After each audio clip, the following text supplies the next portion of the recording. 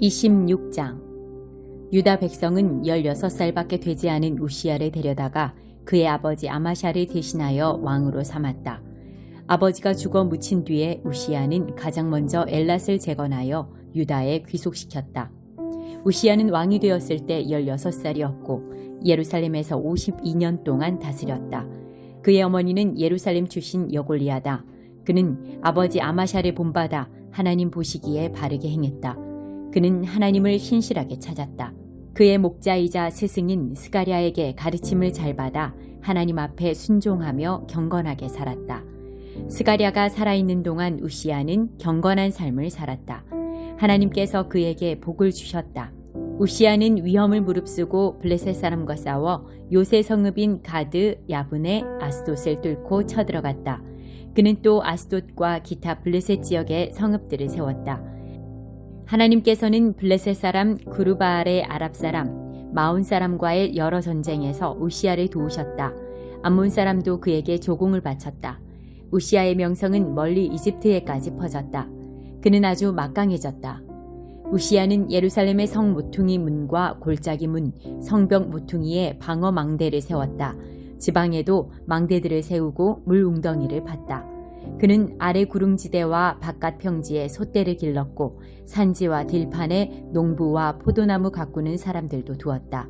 그는 이것저것 기르기를 좋아했다. 우시야에게는 언제라도 싸울 수 있게 잘 준비된 막강한 군대가 있었다. 그의 군대는 서기관 여이엘, 야전사령관 마아세야, 작전참모 하나냐의 지휘 아래 중대별로 조직되었다. 군사들을 관할하는 가문 지도자들의 명단이 2,600명에 달했다.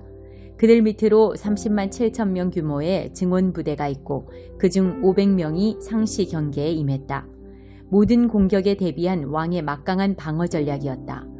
우시야는 방패, 창, 투구, 갑옷, 활, 물맷돌로 군사들을 철저히 무장시켰다. 또 예루살렘 망대와 모퉁이마다 최신 기술의 군 장비를 설치하여 그것으로 화살을 쏘고 돌을 던지게 했다. 이 모든 일로 그의 명성이 사방으로 퍼졌다. 모든 것이 그의 뜻대로 되는 듯 했다. 그러나 우시야의 힘과 성공은 그를 자만에 빠뜨렸다. 그는 거만하고 교만해져 마침내 넘어지고 말았다. 어느 날 우시야는 하나님을 업신여기고 하나님의 성전이 제 소유인 양 그 안에 들어가서 향 제단에 직접 향을 피웠다. 제사장 아사랴가 그를 말렸고 하나님의 용감한 제사장 80명도 만류했다. 그들은 우시야를 가로막고 말했다. 우시야 왕이시여, 이러시면 안 됩니다. 이것은 있을 수 없는 일입니다. 거룩하게 구별된 아론 자손의 제사장들만이 향을 피울 수 있습니다. 하나님의 성전에서 나가십시오. 이는 옳지 않으며 부끄러운 일입니다. 그러나 손에 향로를 들고 이미 분향을 시작한 우시야는 화를 내며 제사장들을 물리쳤다. 그는 제정신이 아니었다. 그들이 서로 분노의 말을 쏟아내며 말다툼하고 있는 중에 우시야 왕의 이마에 피부병이 생겼다. 그것을 보자마자 대제사장 아사랴와 다른 제사장들이 재빨리 그를 성전에서 내보냈다. 그가 급히 나갔다. 하나님께서 자기에게 병을 주셨음을 우시야도 알았다. 우시야는 죽을 때까지 피부병을 앓았고 격리된 채 여생을 보냈다. 그는 하나님의 성전에 발을 들여놓을 수 없었다. 왕궁을 관리하던 그의 아들 요담이 왕위를 이어받았다. 우시야의 나머지 역사는 아모스의 아들인 예언자 이사야가 처음부터 끝까지 기록했다. 우시야가 죽자 사람들은 그를 왕실 묘지 옆에 밭에 그의 조상과 함께 묻었다. 피부병 때문에 그는 왕실 묘지에 묻힐 수 없었다. 그의 아들 요담이 뒤를 이어 왕이 되었다. 13장. 바다에서 올라온 짐승. 그리고 그 용은 바닷가에 섰습니다. 나는 짐승 하나가 바다에서 올라오는 것을 보았습니다.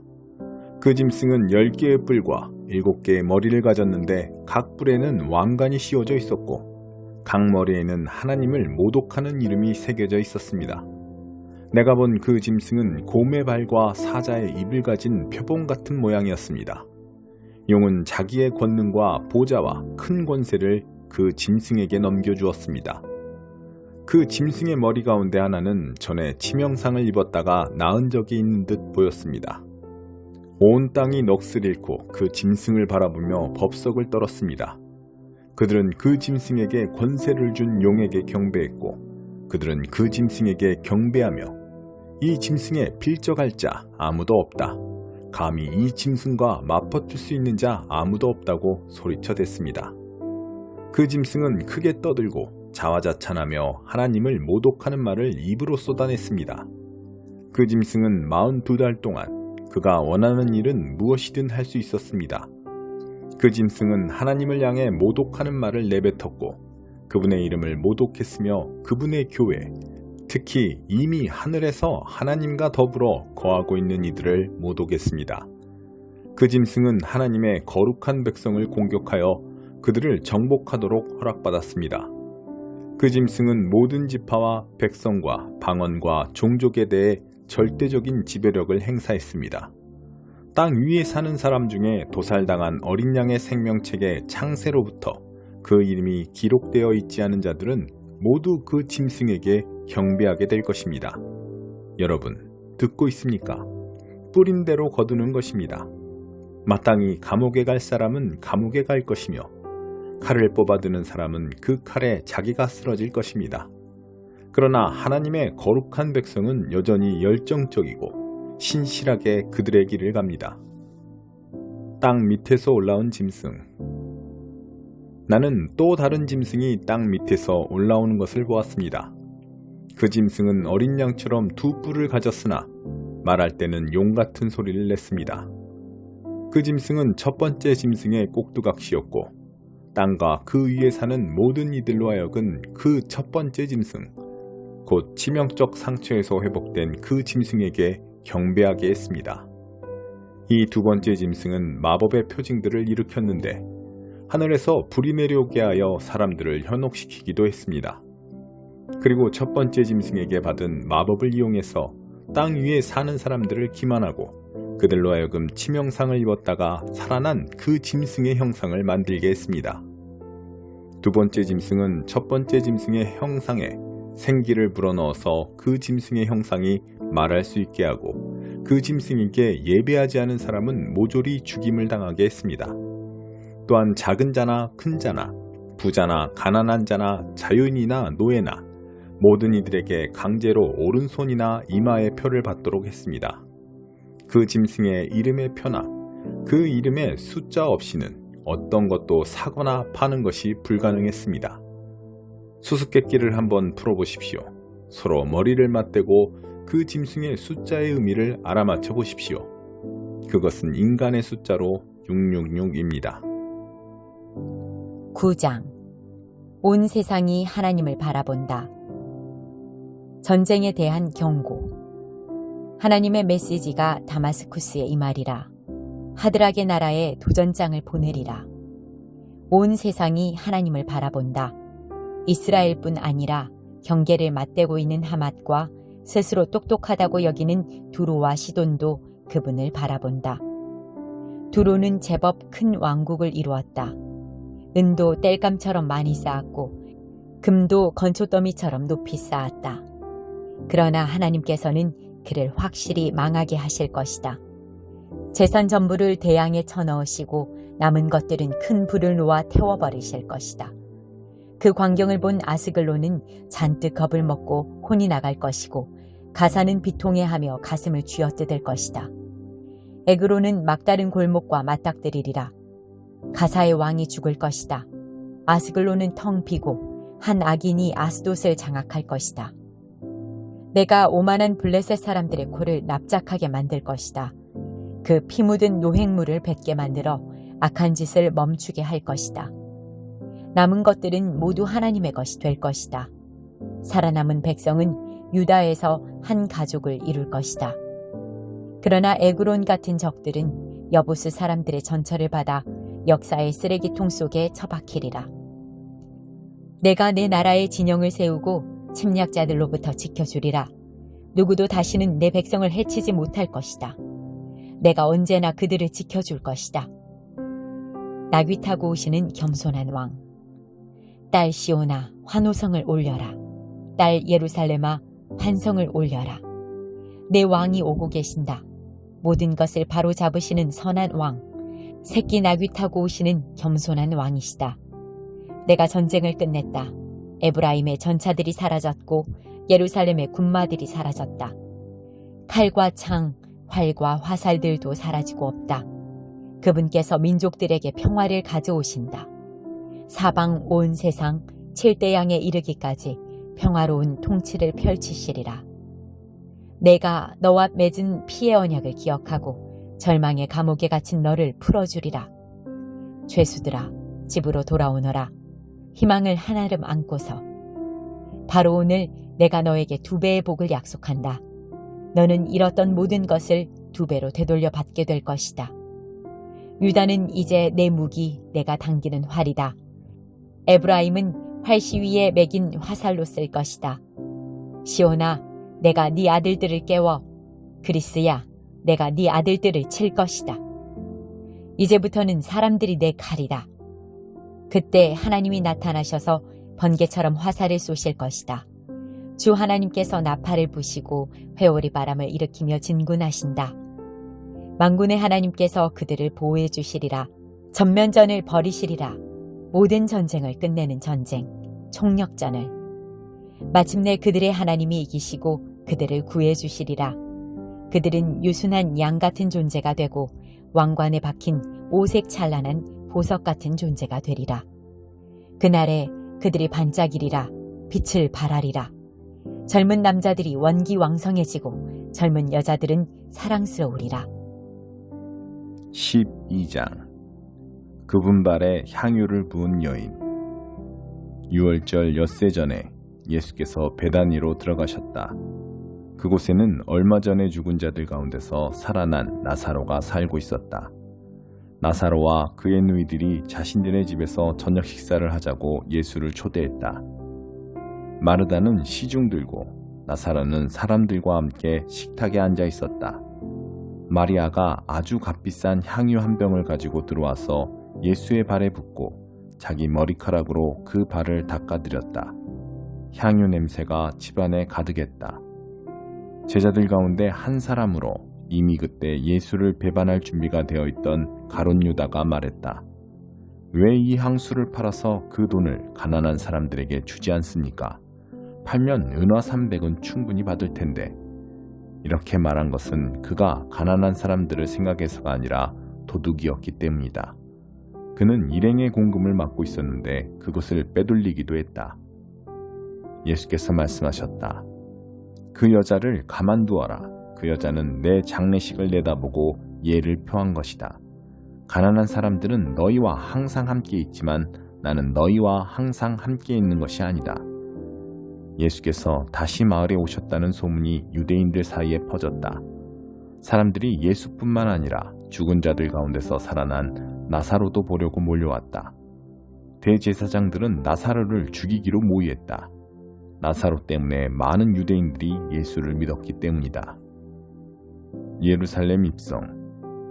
이튿날 명절을 지키러 와 있던 많은 무리가 예수께서 예루살렘에 들어오신다는 말을 들었다. 그들은 종려나무 가지를 꺾어들고 그분을 맞으러 나가서 환호했다. 호산나, 복되다. 하나님의 이름으로 오시는 이여, 복되다. 이스라엘의 왕이여. 성경에 기록된 대로 예수께서 어린 나귀를 얻어 타셨다. 두려워하지 마라, 딸 시온아. 너의 왕이 오시는 모습을 보아라. 나귀 새끼를 타고 오신다. 제자들은 성경의 많은 구절이 성취된 것을 당시에는 알아채지 못했다. 그러나 예수께서 영화롭게 되신 뒤에 그들은 그분에 대해 기록된 것과 그분께 일어난 일이 일치한다는 것을 기억해냈다. 예수께서 나사로를 불러 죽은 자들 가운데서 일으키실 때 그 자리에 있던 사람들이 자신들이 목격한 것을 이야기했다. 그들이 얼마 전에 있었던 하나님의 표적에 대해 소문을 퍼뜨렸기 때문에 환영하는 무리가 더 늘어났던 것이다. 바리새인들이 그 모습을 보고 체념하듯 말했다. 이제는 통제불능이요, 온 세상이 저자의 뒤를 따라 몰려가고 있소. 나를 따라오너라. 명절을 맞아 예배를 드리려고 올라온 그리스 사람들이 있었다. 그들이 갈릴리 벳세다 출신인 빌립에게 다가가서 말했다. 선생님, 우리가 예수를 뵙고 싶습니다. 도와주시겠습니까? 빌립이 안드레에게 가서 말했다. 안드레와 빌립이 예수께 가서 말씀드리자 예수께서 대답하셨다. 때가 되었다. 인자가 영광을 받을 때가 왔다. 잘 들어라. 밀알 하나가 땅에 묻혀 완전히 죽지 않으면 한 알 그대로 남아있다. 그러나 밀알 하나가 땅에 묻혀 죽으면 싹이 나서 몇 배의 열매를 맺는다. 마찬가지로 누구든지 현재의 목숨에 집착하는 사람은 그 목숨을 잃을 것이다. 그러나 앞뒤를 지지 않는 사랑으로 그 목숨을 버리는 사람은 참되고 영원한 생명을 얻게 될 것이다. 너희 가운데 누구든지 나를 섬기려는 사람은 나를 따라오너라. 나를 섬기는 사람은 내가 있는 곳에 있게 될 것이다. 누구든지 나를 섬기는 사람은 아버지께서 높여주시고 상 주실 것이다. 내 마음은 몹시 흔들리고 있다. 그러니 내가 무슨 말을 하겠느냐? 아버지, 나를 여기에서 벗어나게 해주십시오 라고 말해야 하겠느냐? 아니다. 나는 처음부터 이것 때문에 온 것이다. 나는 아버지의 영광을 드러내 보이십시오 라고 말하겠다.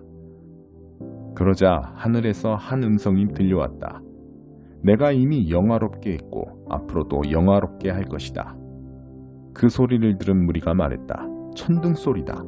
다른 사람들이 말했다. 천사가 이분께 말한 것이다. 예수께서 말씀하셨다.